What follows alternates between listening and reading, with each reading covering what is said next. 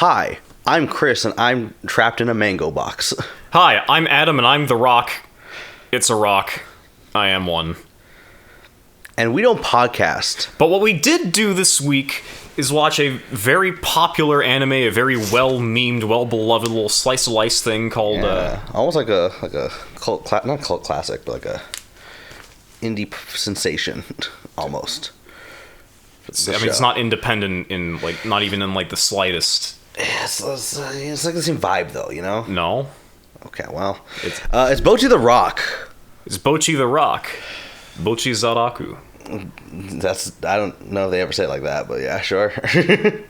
But yeah, we finally watched that heckin' show because we are both very late on popular hit shows that there was a lot of anime last year that I just did not watch. I watched some. I didn't watch all of them, but my watch list is getting bigger. It's fine, whatever. We're doing this podcast, so I watched the show. But before we get into Bocchi talk, have some tea. What tea do we have, Adam? Well, at the moment, I cannot drink caffeine for like a week. So today we're going with chamomile honey vanilla. Yeah. And I don't think it's done steeping yet, so we're going to just keep it in there for a little bit. Okay, we'll get it a little bit. That's our tea time. Okay, but Bocchi, what are your thoughts? Well, okay, before we get into, like, what are your thoughts? Just a little history of our taste in anime, I guess? Yeah, because... Okay, you go. All right, yeah.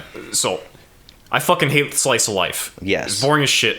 Nothing happens. He's wrong for this. This is just his opinion. No, I'm right. No, everyone in the comments get on Chris's ass. Tell him how much he's wrong about this. All right, so check it, right? What's the last slice of life show that's about, like, big old rock band? K-On!, right? Yes, it's K-On!. So K-On!, it's kind of about, like, them coming together as a band, but it's mostly just about the random, small-scale, semi-comedic antics that happen in it. Yes. And aside from that, there's not really any plot or overarching conflict at all. I haven't seen K-On!, so I kind of just have to trust you. Looks like I won the argument then. You can't prove me wrong. That's true. So I was really scared because Bocchi was really popular this past year, and I wanted to watch it, and I knew Adam doesn't like slice of life, so I was really interested to see his opinion. But, like, it does have music, but I don't know how much that would influence his, like, enjoyment of this. And spoiler-free wise, what did you think? There are two slice of life anime that I like. Okay. One is Lucky Star. Okay. But that's mostly because it's more on the comedic side. It's about the jokes and the gaffes. Yeah, a lot of references. References and, like, character comedy or whatever. The second one is Bocchi the Rock. Truly based. Truly based. Yeah. And I think I like it. Well, okay, one, there's more of a plot progression that happens in Bocchi than in most other slice of life shows. There's a large character arc for her that's both progresses and doesn't at all. Like we start in one spot and we end in another spot, which is already, like, infinitely better than most slice of life shows. that is more progression than most slice of life. Yes. Like, comedically, the gags hit. Yeah. They went real hard on, like, the animation for a lot of these gags. It is very well, like, just the change in art styles and animation like sets it above a lot of things for me. Yeah. And chances are you've already seen the whole show in, like, GIFs. Yeah, yeah, really. Well, I do want to compare it to, it gave me a very similar vibe as or not fully, but just partially as, like, Pop Team Epic, in terms of the way that they, like, change their style and, like, you know, for certain gags and stuff, and, like, some of the heavy references that they can do. Not necessarily. I see what you're saying. Like, in Pop Team Epic, it was more like the change in the art style was the joke. Yeah. Whereas in Bocchi, it's more the change in art styles to serve as contrast to heighten certain gags. Yeah, like Bocchi's, like, face distortions or just, like, changing, like, a lot of it is to show, like, her mood or anxiety or whatever. Like, you know, we'll talk about specific scenes, I guess. Yeah. Like, but yeah, the team that did this anime, like, you could tell that they cared about the show. Like, they really put an effort, and they really put the rock in Bocchi. They really did. And I wanted to ask about like the music stuff. I don't like. I'm not a big music guy, so I'm like, oh, this seems cool or interesting. I can use my degree. Yeah, use your degree. What's your analyses of spoiler free? I guess I don't know. Okay, review of the music. It's all right. Did it resonate with you how she was a music person online? I mean, I've never had nearly that much success, so no. Completely unrealistic.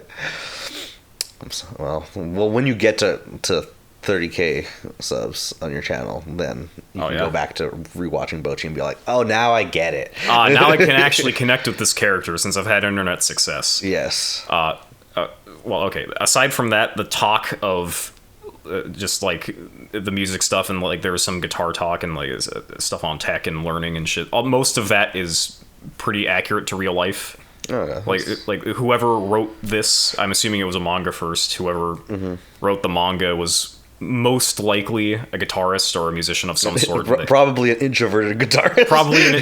Probably they had pink hair and they were like 14 years old. And at one point they probably were. Yeah, and they have a little sister who is much better at talking to people than she was. Yeah. But yeah, Bocchi is pretty good. I quite enjoyed it. I was really scared because I know people talked about it so much and like it was going to be really hyped up. But, once I kind of just like push that aside, I'm just enjoying the show. Like it's just fun. Yeah, it's a fun watch. Yeah. And so it's a recommend for me. Go watch the show. If you want to hear it spoil. Like it's hard to spoil like stuff that's not like there's some scenes that you can spoil, I guess, but overall it's just like, for me most of the appeal of the show is in those visual gags. So us talking about them isn't really gonna spoil it. But their stomach. I mean, I was trying to move past it. But I guess we can't now. I want to dwell on it because I usually hear mine, so I get self-conscious about it. So I'm glad that it was you this time. I'm hungry. I have a snack if you want to have that. No, it's fine. We're going to McDonald's after this. It's fine. It's fair. Yeah. You're doxing us. Beep that out, me.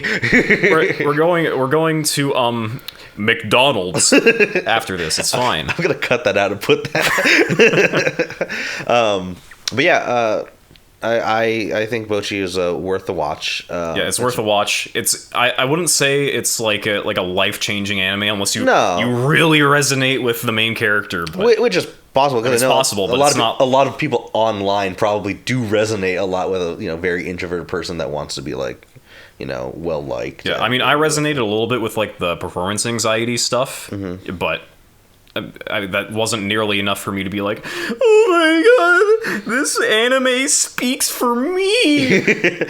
Yeah, I mean there are bits of it that we'll get into that I really liked, just about her anxiety and like what she thinks of like herself or her view on making like her relationships and stuff. Not necessarily to the degree of Bocchi because she's also crazy, but yeah, she is canonically very mentally ill, and they just sort of play it off as a gag, and they don't draw attention to it. Yeah, but we love her. I love her. She's great. I really liked Rio at the beginning, but then I'm like, Bocchi's just the best. So we're gonna cut this part out because it's weird to look at. Oh no! 2 sacks. I'm bringing out the 2 sacks, Chris. I appreciate you. Thank you. I could have moved the okay. The other slice of life show about a rock group was really more about them drinking tea than playing a rock group. They drink a lot of tea. That's sort of the meme. They don't practice their music. They just sit around in the club room and drink tea. Bocchi, they practice their music. They do. And then they play actually their do songs. stuff in Bocchi. Yeah, they actually play the songs out in like well done scenes that are good. And like accurate to their level of playing ability. Yeah, I did. The thing is, like, again, I'm not a big music person. Like, I wish I knew more than nuances of different stuff. But, like, I could tell there were some scenes where, like, if they were messing up, like, I could tell, like, it's not like a super heavy, like, like they're just super off key, but like just a little like slow behind some of the other players, or just and I really like that. Like it's simple. It's a nice little touch that you can pick out like when you're listening to it. Yeah, I think stuff like simple stuff like that, when you add them all together, really makes the end product better, right? Because there's a lot of shows that just wouldn't do that level of detail, I guess, that I really appreciate from the show. So yeah, thumbs up from us. There is one part that I think is a bit unrealistic. Which part? Are we going into spoiler territories now, I guess? Sure. So spoiler. We're spoilering. Bocchi the Rock is decaying, and we're the ones putting the bacteria on it. So, sure. in the the final cultural festival concert where she broke the string, and then the lead singer had to like go and ad-lib a little bit to give her some more time to prepare or whatever. Sure. She's probably not able to do that improv on command after 3 months of practice. That's probably more like a 2 or 3 years into guitaring thing. Because like even just like going from no guitar to being able to play chords, like super easy open chords on stage with confidence, that's still like a solid 3 months at least. Probably. Okay, that's fair. But I mean, for the show to work, I'm fine with it. Yeah. So I don't really care. It's just that's like the only thing that's inaccurate or unplausible, I guess. Yeah. Like you just have like the only way to like I guess to balance it would be like to give credit to her, like she just like she knows the rhythm, and she's like this might work, and that's the best she did. She pulled something out pretty decent out of nowhere, but that's fair. I think that's if that's like one of the bigger criticisms, then I think that's it's fine. It works for the scene, you know. There was we had a few shots of her like practicing way too hard off in a montage. She technically practiced more than they showed us because she practiced before she was back in the band. Yeah. So it's like so like from a story standpoint, it makes sense that she'd be able to do this, but realistically, it would probably be more. It'd probably be just more like. Bocchi, come on, your solo's happening. Don't leave me out here, Bocchi. Come on. Yeah. Okay, so what do you want to go? Do you want to do like just aspects of it? Do you want to talk about characters? Do you want to go? Let's go character by character. Okay. Do you want to talk about Bocchi first or last? Let's go with Bocchi first. Okay. The pink one. Yes. Bocchi the pink. Bocchi the Pinkudaku. Yeah. What'd you think about her? She should be institutionalized. She is a danger to herself and to the people around her. And to society. Yes. Okay. What's her biggest crime, I guess? Cringe.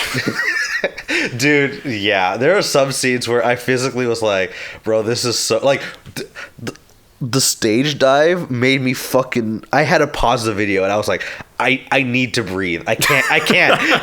and then I thought they were cutting away from it, and then they just stare at her on the floor, and I was like, I can't watch this. Like, this is so cringe.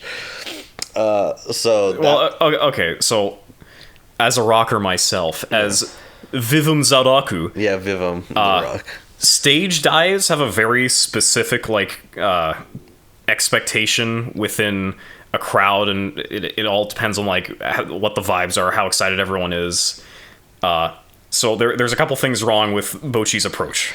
Number one, you don't stage dive when you're not playing the music. The energy's already gone down when you're in a conversation like back and forth with the crowd. They're not gonna pick you up when you dive off the stage. Yes. Like if you do it in the middle of a solo, they'll be like, "Oh my god, he's doing it! Holy shit!" And then they grab you and they're like, "Oh my god, he's still playing even though I've got my hand up his ass." That's very impressive. Yeah, sure.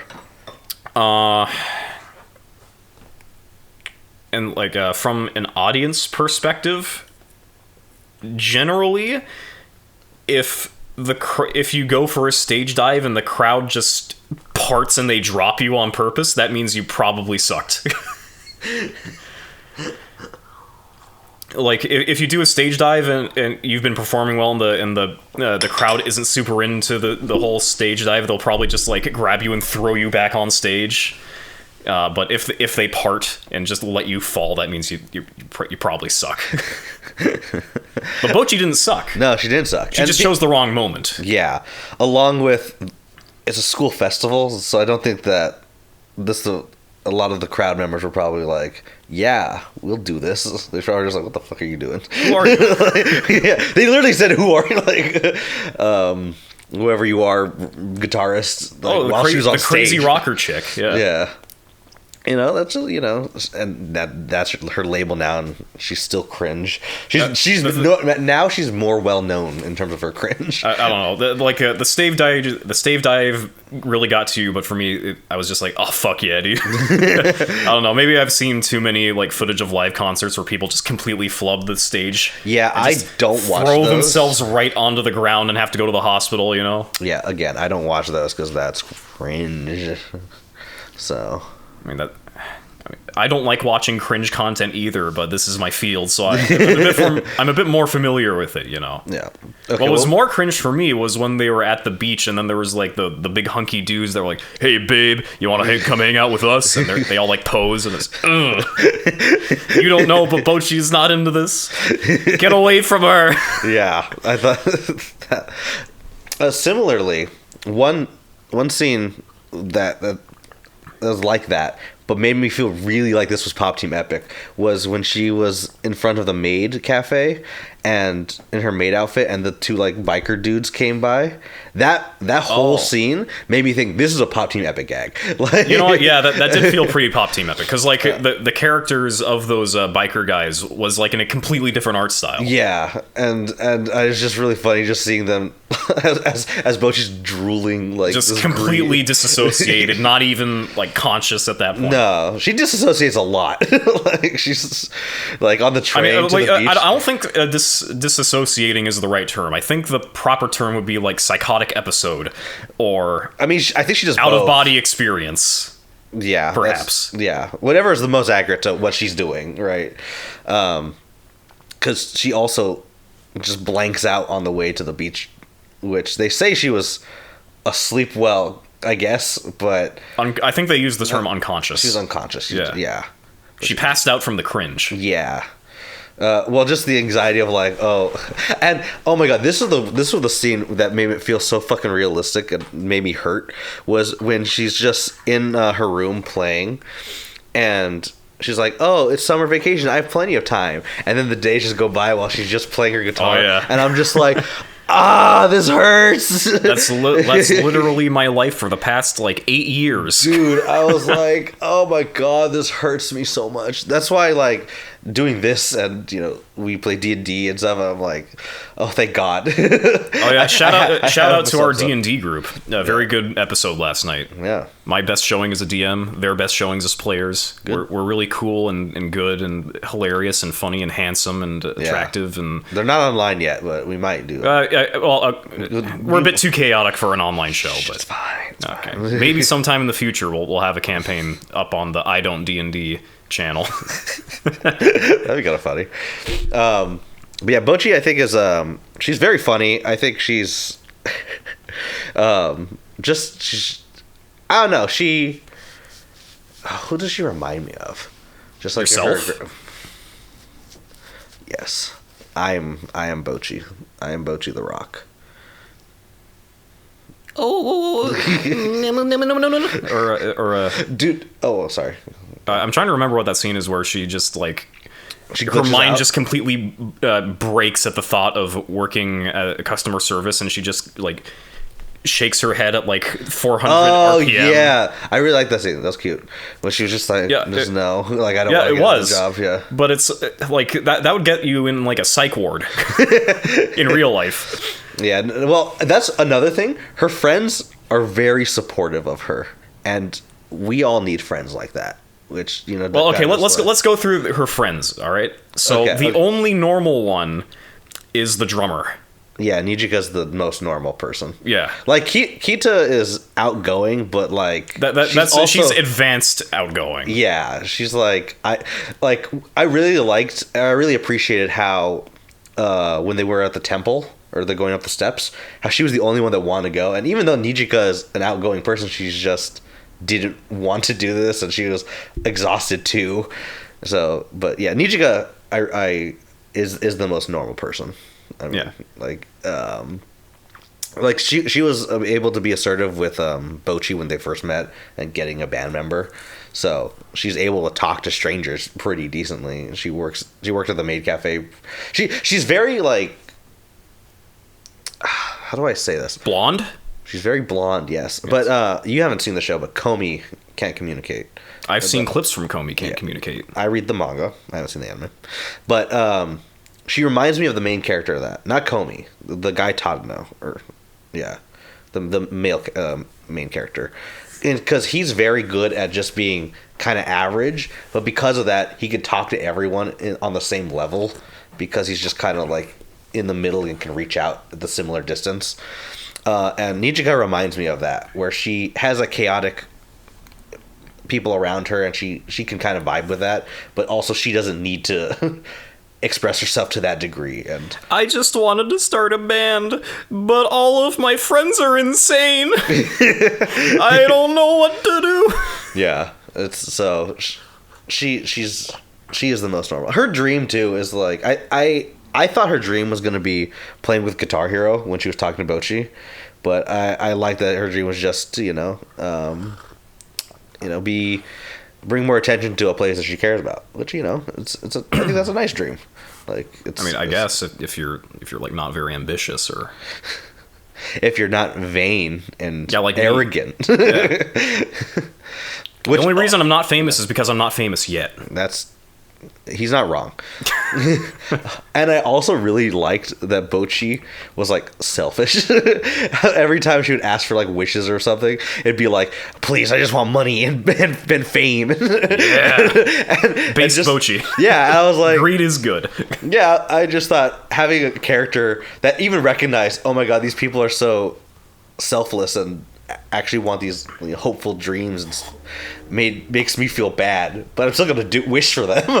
Like, she still wished. Like, every time someone corrected her or someone said, "Oh, you're doing this because you're a good person," she's like, She the next day she'd pray again, "I want more friends," or whatever. Which, again, sorry, we don't have to go back to Bocchi. We have other characters. It's fine. Yeah. Do you want to talk about Kita or Rio? Let's go with Rio first, the second most mentally ill member of the group. She's just a confident. If you're watching this, it's not a bad thing, but you know who she reminds me of? For me, she reminds me of Tony or Tish. Rio? Yes, not in the confidence part, but in the musician that has a lot of money that's always broken asking other people for money. That's very Tish. Okay, I do not know Tish well enough to see that connection. Yes, and I was like, this is a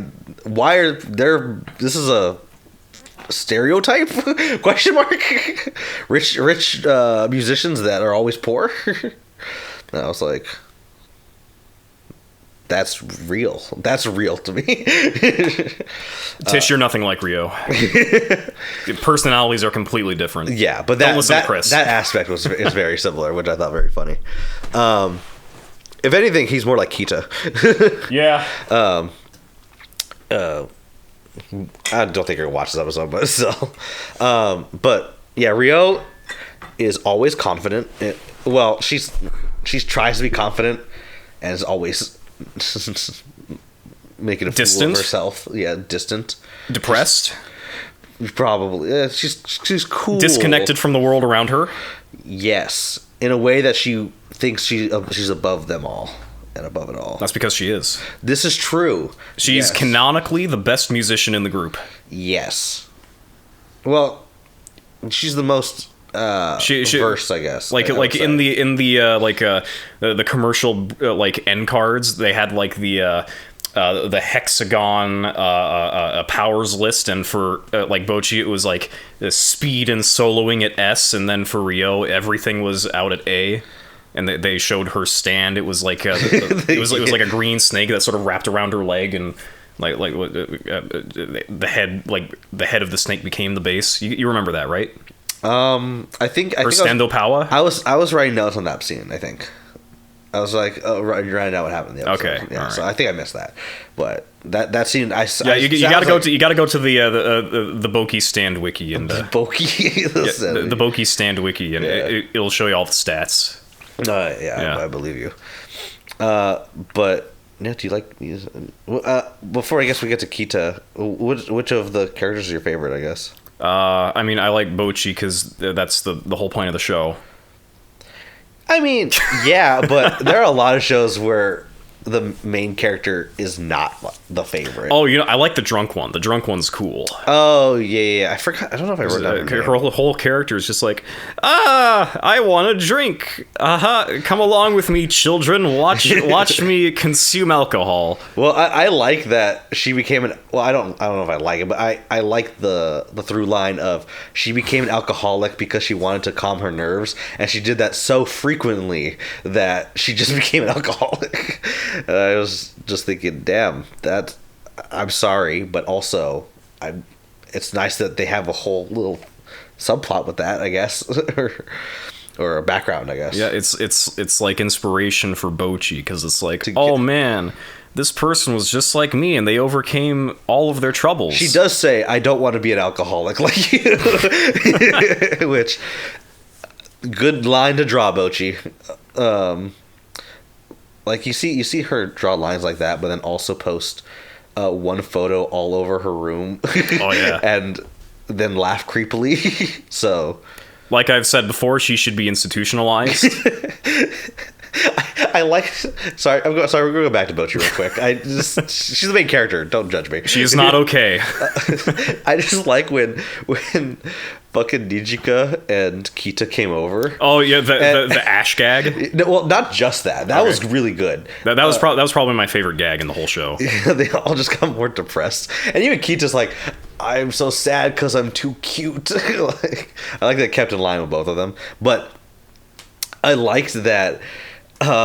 She hid all the stuff, and as they were like bumping into things, it revealed more and more from like the previous episodes, and I just thought, damn, this is funny. Oh yeah, those are the seals that we put up when Bocchi got possessed. Yeah, when she was trying to act like that wasn't just like a one-off gag. That was canon. Yeah. Well, I like the Throughline Gags, like the one where Rio never paid Bocchi back and she just kept taking her money, and then eventually they punish her because she just kept stealing from her. And they're like, you're not eating today. and they made her and the drunk girl pay her for the money from like the train ticket too. I was like,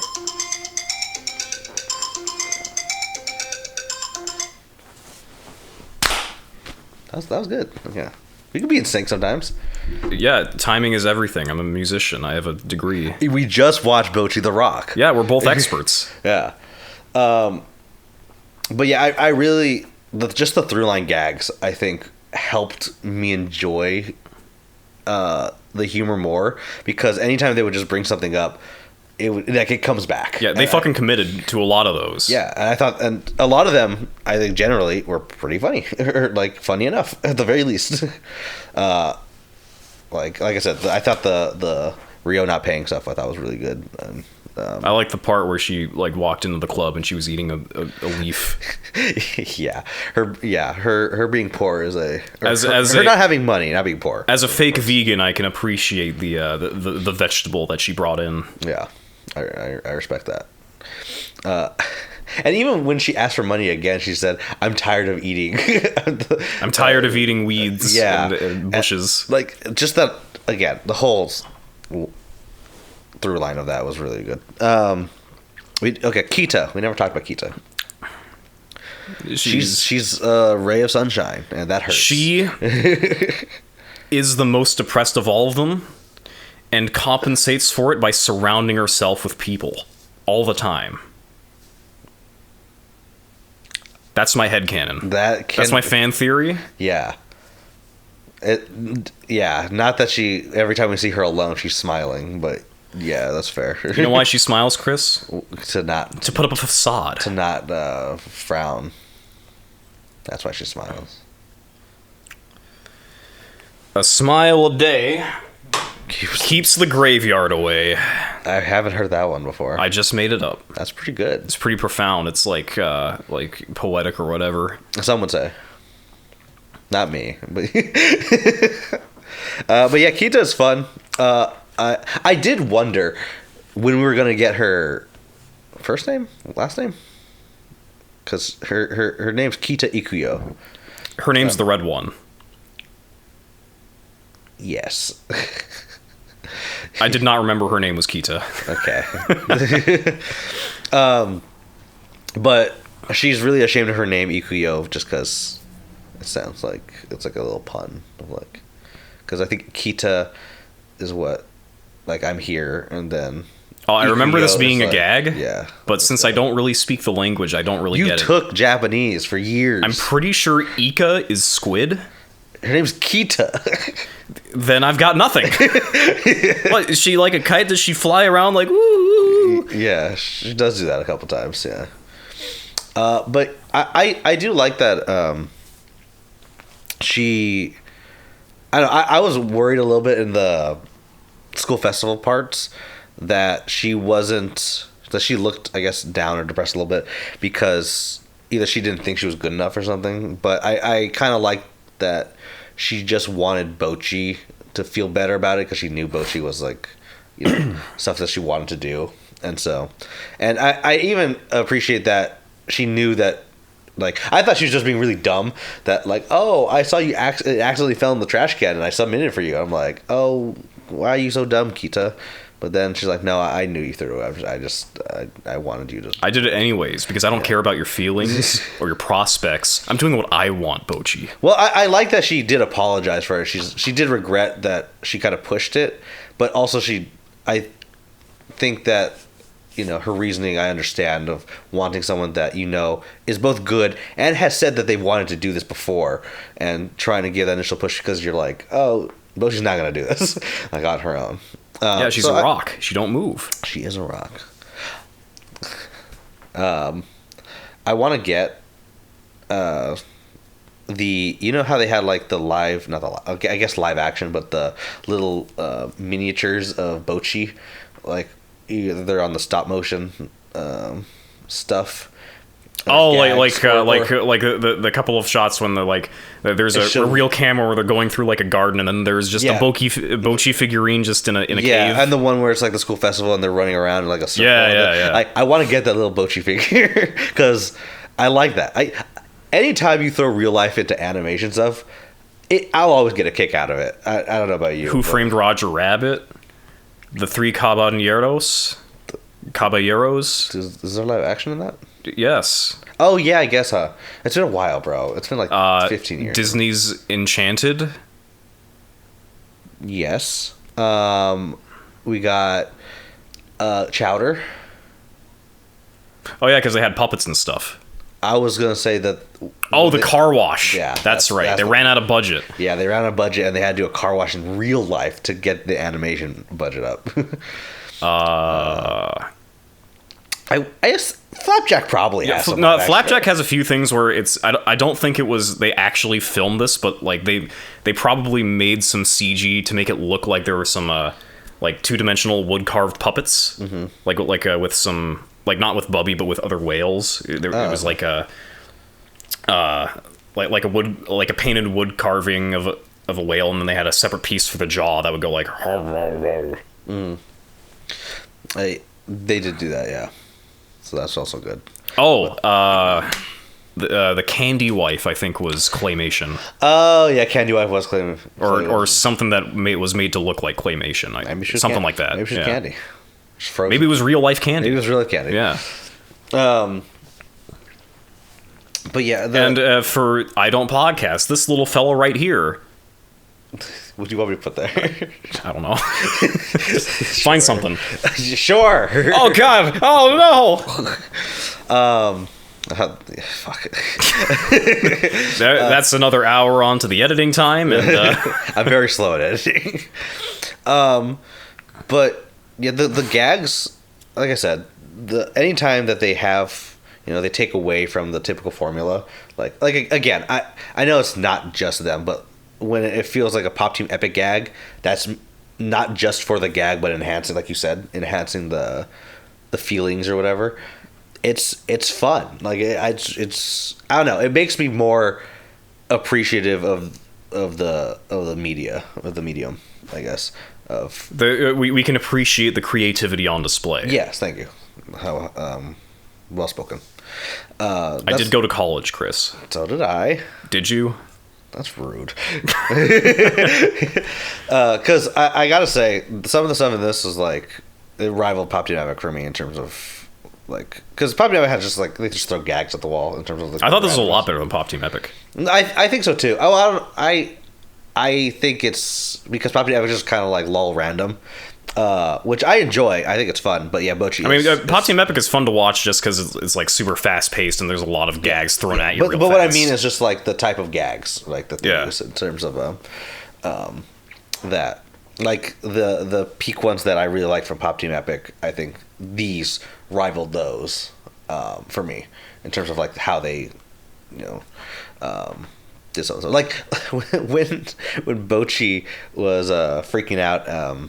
At the bar or whatever, and then they like had to get sandpaper to like refix her face. Oh, and then she had the really long chin. I was like, I've seen this before, and I liked it again.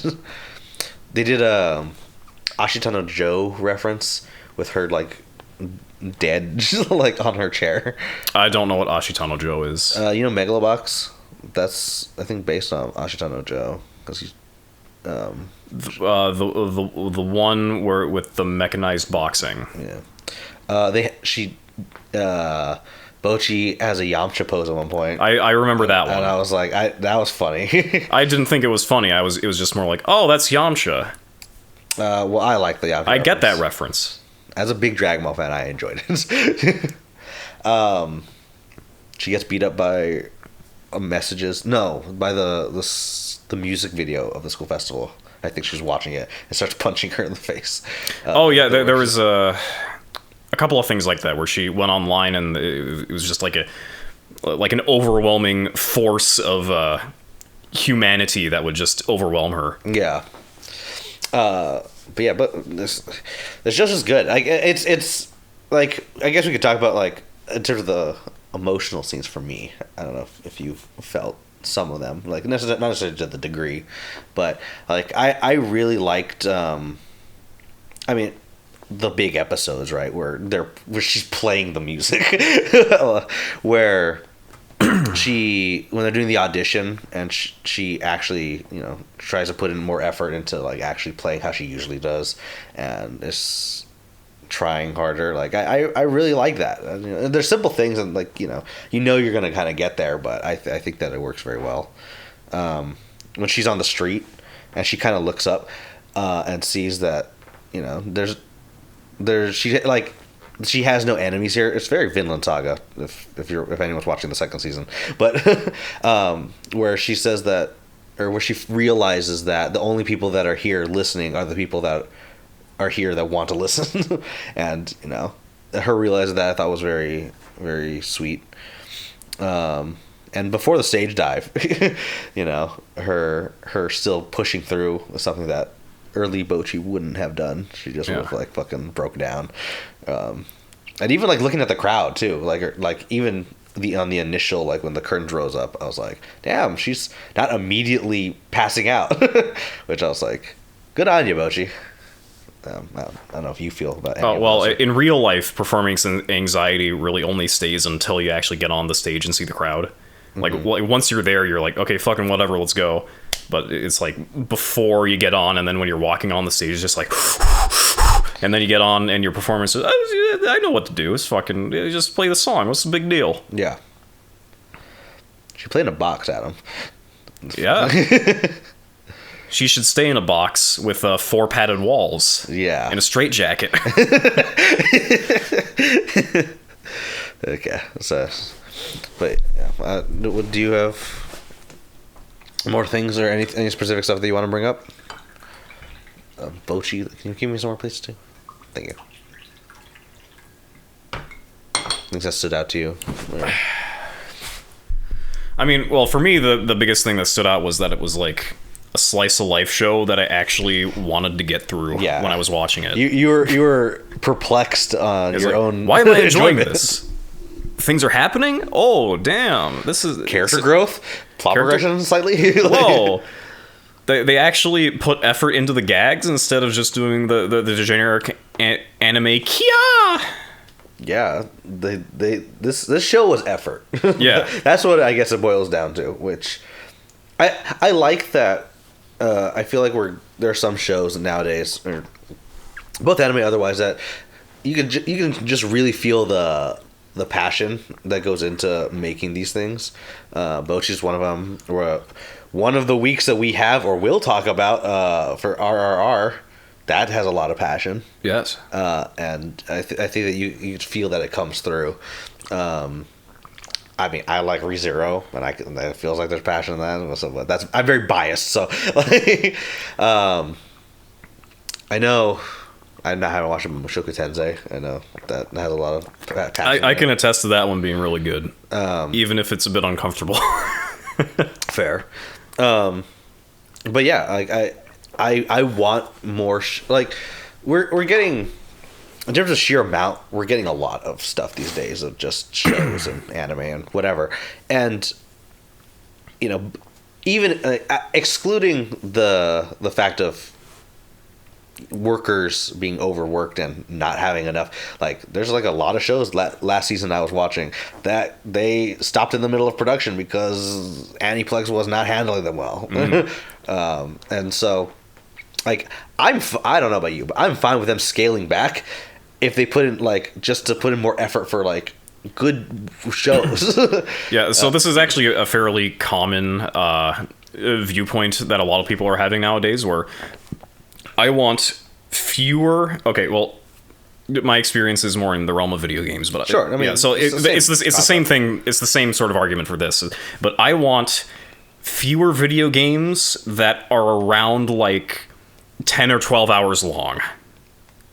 Because, as good as Elden Ring was, it took me 80 hours to get through it. And if every AAA release that I want to play is like Elden Ring, then I'm going to have to, quit my job. I'm going to have to lose a lot of sleep, just skip meals, and just do nothing but play video games all day. Yeah. And probably die at, 26. Which is someone's fine. Yeah, and that's the exact opposite of what my perspective was when I was younger, mm-hmm. like in middle school, high school, playing video games. Because back then I was all about maximizing price to hours consumed. Yeah. So one of the reasons why the Elder Scroll, I pumped a shit ton of hours into Elder Scrolls, Morrowind and Skyrim, was because when Skyrim came out, it was $60, but you're going to be playing that for the next 4 months at least. So that's still, even though you're paying full price for it, it's still a really good deal. Same thing with Morrowind. Actually, it's a bit more with Morrowind because it was on Steam and it was $10 and I played it for 80 hours. But now I just want to. I'll pay $60 to just buy me a game that'll last me a weekend and just be a satisfying experience throughout. And it's oh yeah, that was pretty solid. Good job, guys. Mm-hmm. I want more of that. I gotta get through shit, man. No. I'm not gonna live forever. I've only got 80 years left. You're not wrong. Yeah, I mean, I don't mind every now and then experiencing something that's so long. Elden Ring would not work if it was short. No, it wouldn't, and nor I don't think with the level of my enjoyment either, right? Because I get to experience so much of it. And I know you don't share this opinion, but for me in One Piece, I quite enjoy. Well, okay, I kind of agree with you. Okay. I think that the scale of One Piece is its biggest asset. Yes. But for the anime, it's the pacing that kills it. Okay, that's valid. But stuff like that, and I think there's a lot where they can do long format because of just the way this certain story, portrayed. But that shouldn't be the standard, I guess, in terms of that shouldn't be the goal, I should say. The goal isn't to be, I need to make this super long series. Or this long game or a ton of shows. It shouldn't try to be let's spread out to see as much as we can to see if we can just grab as many people or whatever. Like, if the art needs to be long to work, then make it long. If it doesn't need to be long to work, then you should probably make it as short as possible. There's a line that's not. It's a little off point, but I just want to get to in Bocchi, where Ryo said that when Bocchi wrote her song, and Ryo after told her, like, write what you want to write. No, don't write like what you think the audience would like. That's good advice for artists out there. Yeah. But let me see if I can find the line. Bocchi, don't be a poser. Right from the heart. I mean, you're not wrong. Let's see. She said, her song might not connect with too many people, but those it does, it'll hit deeply. And I really like that. And I think that Bocchi, just as a show, I think represents that, right? Where it's a certain type of character, a certain type of story, and it's very small in scale. So it won't necessarily hit everyone because it's like not a ton of action or anything. Like there is plot progressions or character progression, but it's not like the furthest that a 12 episode show has ever been. Like we've seen further in like even something that's like Cyberpunk, right? Like it's a shorter show and there's a lot. But I mean the pace of Trigger productions are always super fast. But I mean like this show is I'm very much a person that I feel niche media is the ones that I think people connect with on a deeper level with, because the popular media, a lot of people will like, and not necessarily everyone will be like in love with, right? Like my favorite piece of media aren't necessarily like the ones that everyone could watch or play. Or read. The most successful movie franchise of all time is the MCU. Yeah, and they're pretty shit. Yeah, like it's there's enjoyment to it. No pushback. You're just gonna let me get away with that one. I like them. I think that's objectively a hot take, Chris. No, I know, and I think there are good movies. I don't think it's. I don't think shit is the right word for me. I think that it is. It's like mediocre-ish, in terms of like. Perhaps you're looking for the word. Don't say mid. It. No. But like I still enjoy them, and there are good stuff in them. Like this would be a lie to say that there isn't. But like those are stuff that reaches everyone, and because of that, I find it hard where there's a lot of people that connect super deeply with either one movie or a span of them, other than this was such a fun experience as a group or with friends or just seeing a spectacle. Because I've said this a lot of times, like I love BoJack Horseman, and I cannot recommend that show to just anyone. like it has a lot of fucked up stuff, and that's fine, but I love that show. It connects with me. But like it wouldn't be able to do that for me if it was a show that could appeal to everyone, right? And I think that for me, I really enjoy media that tries to speak to certain people. Like it doesn't have to try to get as broad as everyone. I know that's a little off from what saying the sheer amount of anime that has been coming out, but I think that the idea of people working passionately on specific like stories and characters that connect with certain people, I think is something to be appreciative of. And we appreciate a lot of things about Bocchi the Rock. Hey everybody, we don't podcast. This is our outro.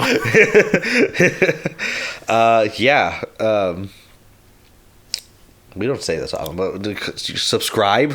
Remember to subscribe.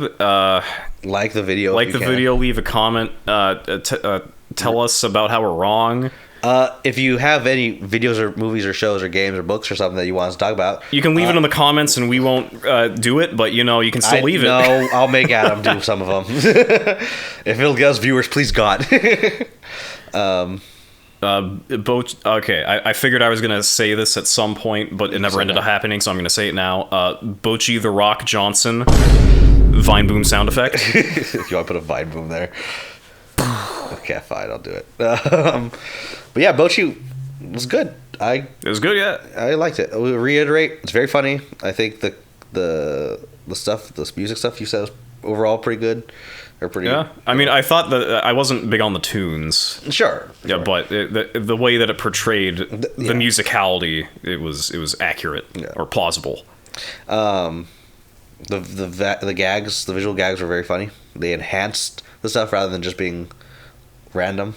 Bocchi is psychotic and crazy and needs to be locked up. And I think that's something we've learned today.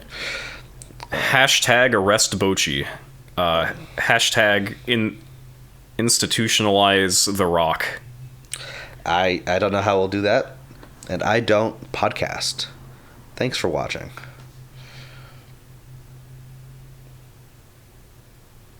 Can I say anything? Oh no, I'm just so nervous. I'm terrified. I can't do an outro, Chris. This is not going to happen. Okay.